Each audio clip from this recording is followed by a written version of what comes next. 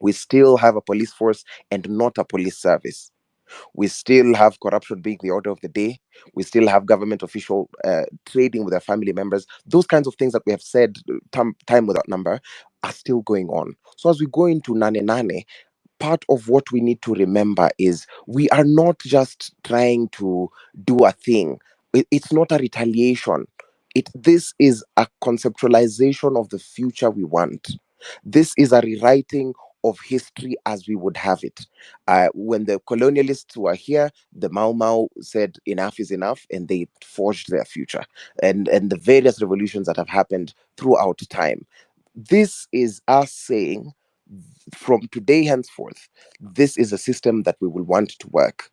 It is not, a lot of people are trying to make it look as though we want to ban the country. And even if you think about the comparisons that they're making, it's just comparisons to try and instill fear.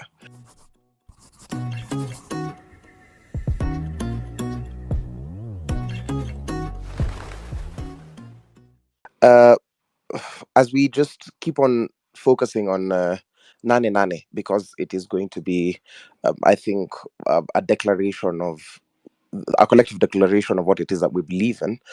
I think it is important for us to also um, remind ourselves of why exactly we're doing this. We're not doing this as a recreational activity. We're not doing this as an attention seeking stunt. We're not doing this because other countries are doing it. We're doing it because we feel like enough is enough in this country. We've seen that there's a systemic rot, and it's a system that needs to be overhauled.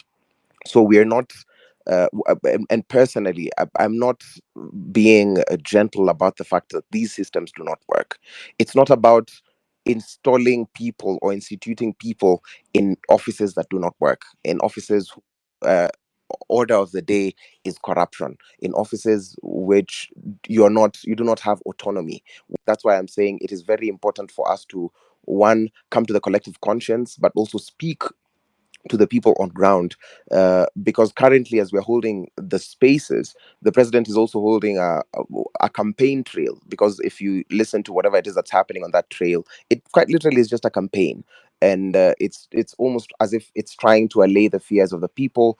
But we do not have a problem with an individual, because even if we had a functioning, if even if we have, we remove an individual from office and replace him with a principled man, that would still be a problem. What we're calling for with this hashtag Ruto must go is a total overhaul of the system.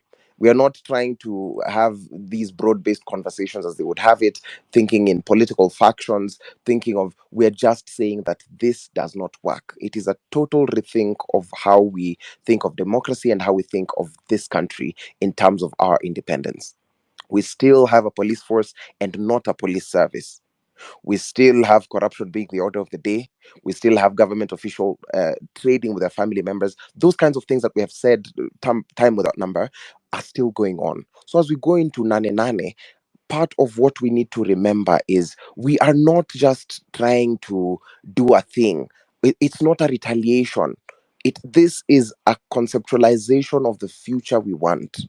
This is a rewriting of history as we would have it. When the colonialists were here, the Mau Mau said enough is enough, and they forged their future. And the various revolutions that have happened throughout time. This is us saying, from today henceforth, this is a system that we will want to work. It is not, a lot of people are trying to make it look as though we want to ban the country. And even if you think about the comparisons that they're making, it's just comparisons to try and instill fear. You've seen a lot of people who wanted to take advantage of the movement now gain their voices. You've seen goons come on the streets, and abduct people and arrest and even beat and maim people. But you've also seen such enormous displays of confidence from various factions. I never thought that it is you could hold on to your comrade to ensure that they're not taken into police custody, into those tracks. I didn't know that it was not mandatory for anyone to be there. It's just that they have brutalized us and they want to beat us into submission and fear so badly, so that we lose our psyche and our collective desire for a better country. So if you're listening to the sound of my voice, whatever it is that we're doing is a total rewrite of what we want to see as a country. And I'm urging you not to give up. I'm urging you not to be afraid. I'm urging you not to feel discouraged because you're seeing that it seems as though some people are winning. Nobody is winning. We are saving this government from itself. People are trying to make it look as though we are trying to humiliate anybody. We are not trying to humiliate anybody. We are trying to say that we are tired of Kenya being compared to other countries. We want to write a story that works and functions for our country. So if you're listening to the sound of my voice, do not think that for a moment we are trying to oust a person so that we install a person that we love. No, we are inviting you to a total rethinking of this system. That is what we mean by Ruto must go. It means all elements of Rutoism, that all elements of corruption, all elements of cultism. It could be on Dingaism, Kenyattaism, Uhuruism, Kibakiism, all the isms that have bedeviled this country before. Those are the things we're saying we want to reimagine. So nobody has monopoly over the answer to the question, what next? What next will depend with what you decide to do from today. In as we marshal for Nane Nane, it will depend on the amount of civic education, the amount of mobilization you do, the amount of encouragement you do, the amount of correcting misinformation when you see on it online from those government bots, the amount uh, of speaking to the communities and informing them that this is exactly what we are going to do. If we leave that responsibility to only one person, that's when you try and see them try and impose a leader on you.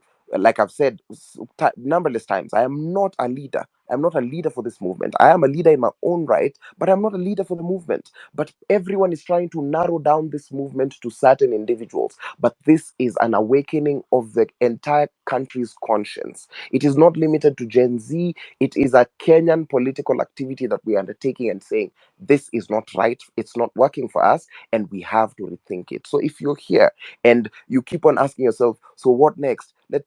There's no time, because we are at the tipping point where we have the opportunity to rewrite the Kenyan narrative.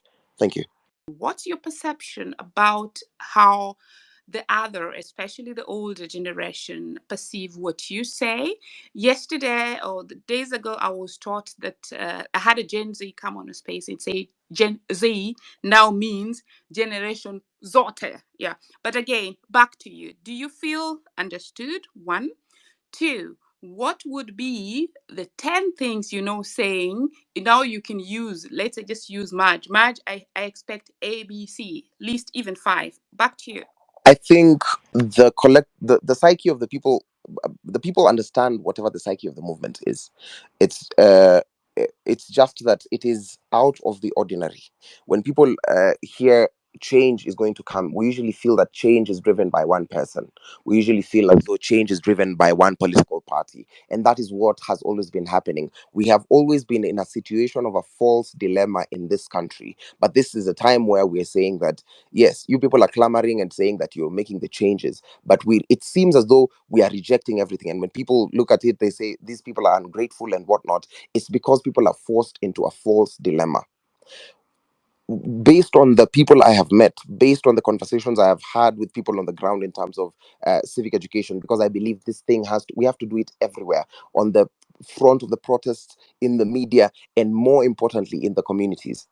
The people are slowly trying to starting to understand whatever it is that we are about, and and part of that, it gives me so much hope. But then if we don't, if we all do not play our parts in being very vocal about this and owning this, if we allow ourselves to fall back to the traditional false dilemma that we always are, and we're like, so only one name has to rise out of a movement, we run the risk of cheapening what this thing is. Because even if you see whatever is happening currently, people are trying to shift the conversation from the issues to individuals. And I'm very happy that the people understand, they understand this. But also the government is doing, and the establishment, if I may, is doing its best to ensure that people are still misinformed and people still they're trying to make it look as though it's government versus opposition. And even if you see the way people present the wording,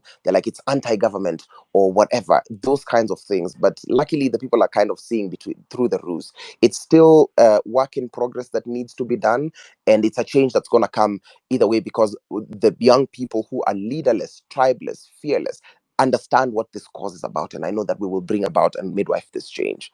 Two, on agenda, I think it is very clear that we we want a Kenya that works for all of us, and we don't need to to belabor this point, that we want a police service, not a police force, that we want a functional government that's rid of corruption. But a lot of these things we will be able to establish them in a different and a new system, in a total overhaul of this system. That's why I'm not even too keen on stating demands, because I know, even if the question seems as though it leans towards what are the fixes that we can make, it feels as though we might need to make demands upon the current existing system. And we are saying that system does not work because it is laden with corrupt officials, and the corruption is rooted, it goes so deep that for us to deal with it, if we were to think about just sentencing a few people, getting a few heads rolling, we will still be in the same position in 3 years. We will still be facing these same challenges. So a lot of it is in thinking about what does a new Kenya look like. We know that in the root, at the very, very base of the root, we have a problem with corruption. We have a problem with individual acting as states, and auctioning our future. We have a problem with bad governance and lack of accountability. These four things explain all the problems, all the lists which we could talk about. But the only way we deal with them at the root level is by actually actualizing Nane Nane and saying we are inviting the whole country to rethink what leadership looks like, what governance looks like, what public healthcare looks like, what finance looks like, what debt looks like for this country. So I can't. I think limiting it to a few reforms would seem as though we are petitioning the existing system. We're asking our oppressor to find different ways to oppress us. Thank you.